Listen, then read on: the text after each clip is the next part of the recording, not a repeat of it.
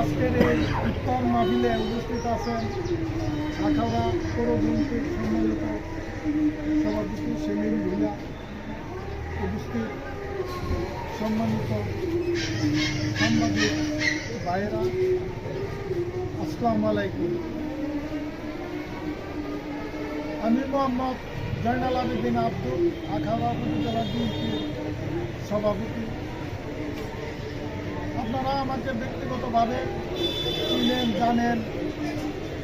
আমি 1978 সনে আখাউড়া দক্ষিণ ইউনিয়ন বিএনপির সাধারণ সম্পাদক ছিলাম।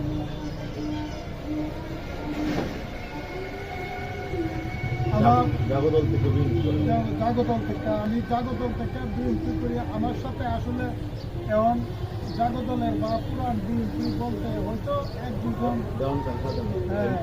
এমপি দেওয়ান সিরাজুল হক সাহেব যখন ওই যে নির্বাচন এমপি হয়েছিল নাই বললে চলে।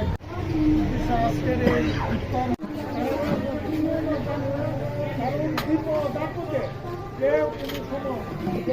জানাই আপনারা ভালো থাকবেন, সুস্থ থাকবেন।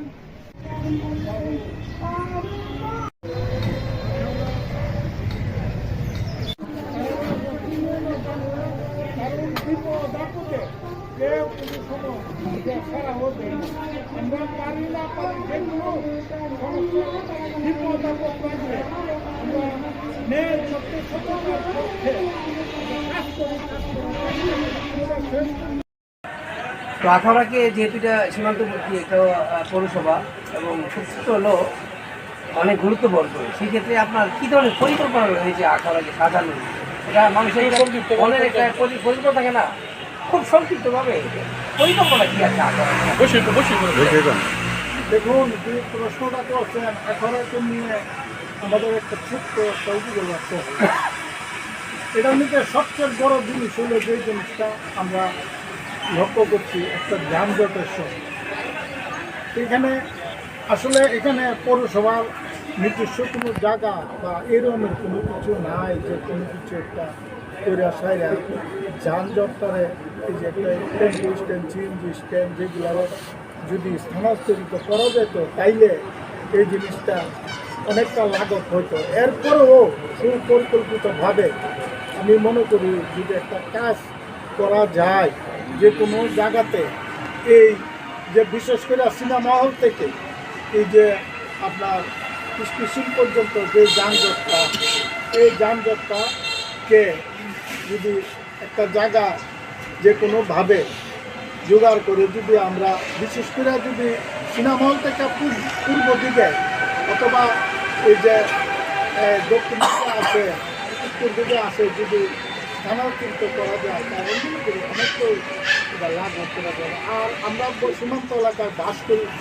জানি যে এখানে বিশেষ করে আমাদের বর্তমান যুব সমাজ অনেকটাই মাদকাসক্ত আছে। যেমন এখানে আমাদের পৌরসভা হয়েছে আসলে কোনো বিনোদনের পার্ক বা কোনো কিছু করার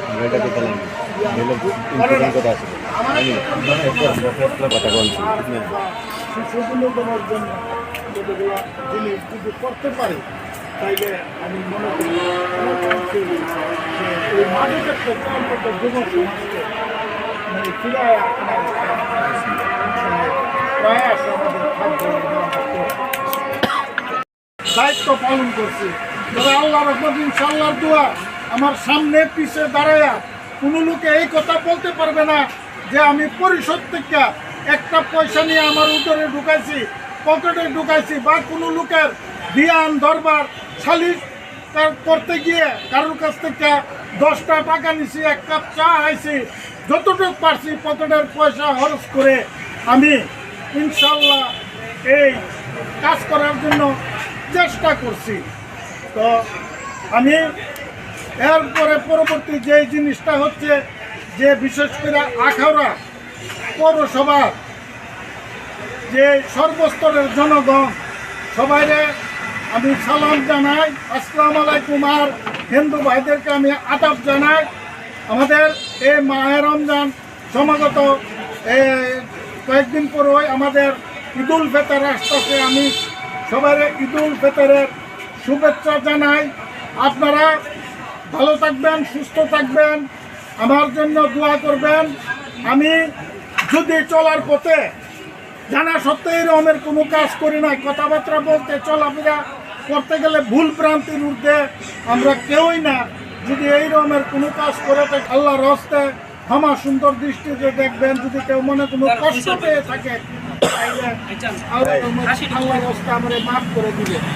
কপালও রাখে ইনশাল্লাহ আমি নতুনত্ব সেটা সৃষ্টি করব। সেটা হইল অংশীদারের ভিত্তিতে পৌরসভার মেয়র হয়ে আমি আপনাদের ওই যে মনিব হয়ে কাজ করব না, সেবক হতে চাই।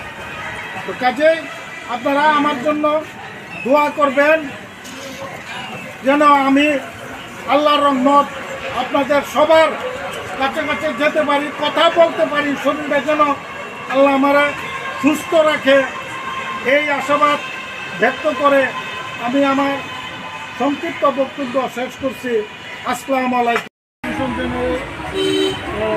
সাংবাদিকদের উদ্দেশ্যে আজকের ইফতার মাহফিলে উপস্থিত আছেন আখাউড়া পৌর বিএনপির সম্মানিত সভাপতি সেলিম ভুইয়া, উপস্থিত সম্মানিত সাংবাদিক ভাইরা, আসসালামু আলাইকুম। আমি বিএনপির সভাপতি। আপনারা আমাকে ব্যক্তিগতভাবে দল থেকে, আমি জাগদল থেকে বিএনপি করি। আমার সাথে আসলে এখন জাগদলের বা পুরান বিএনপি বলতে হতো এক দুজন এমপি, যেমন সিরাজুল হক সাহেব যখন ওই যে নির্বাচন এমপি হয়েছিল, নাইবুল লোকের এক দুজন, নাইবুলি সারো মেম্বার, হ্যাঁ এমনি তাহের সাহেব হলিম মেম্বার, এরপরে সভাপতি ছিলেন বাবু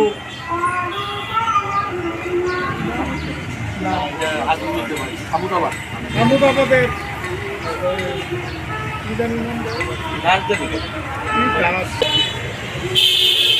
ভারপ্রাপ্ত সভাপতির দায়িত্ব পালন করেছি। আপনারা জানেন যে যখন পৌরসভা হয়েছে ইউনিয়ন ভেঙে, তখন পৌর বিএনপিরও ভারপ্রাপ্ত সভাপতি ছিলাম।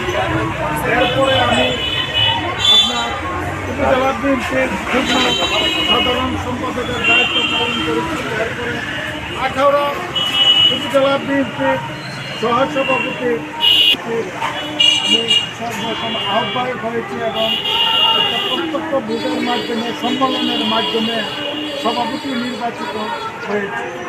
এরা কোনো একটা ছেলেরে আসামি দিচ্ছে, পরিবারের লোকরে ইয়া করে ইয়ার মামলাটা হইল দেবগ্রাম স্কুলে একটা এই নির্বাচনের সময় হুন্ডাপুরে, এটারও আমি হুকুমের আসামি, আমার ছেলে পয়সা সহ। তো সর্বশেষ এরপরে হইল বিয়ার এই যে 282 সালে একটা মামলা হয়েছে, বিস্ফোরক মামলা, নারায়ণপুর বাইপাস। এই মামলা কিন্তু এখনো চলমান, এটা এখনো শেষ হয় নাই। তো এইভাবে আমি আন্দোলন সংগ্রামে সবসময় বিএনপি পাশে ছিলাম, আছি।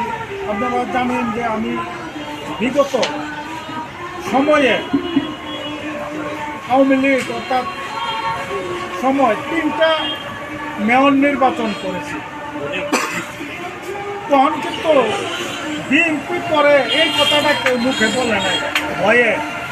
আমি কিন্তু 3টা নির্বাচনে করেছি। আমি কিন্তু আপনার 14 ফেব্রুয়ারি যে নির্বাচনটা হয়েছে, ধানের শীষ প্রতীকে আমি নির্বাচন করেছি।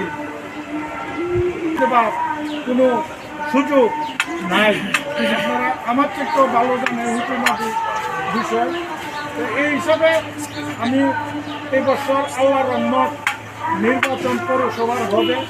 সেই নির্বাচনে আল্লাহর রহমতে ইনশাল্লাহ আমি পৌরসভার মেয়র প্রার্থী হিসেবে আমি পৌরসভার নয়টি ওয়ার্ডে 200 আসছি, জনগণের সাথে কথা বলতেছি। আল্লাহর রহমত যথেষ্ট সাড়া পাচ্ছি।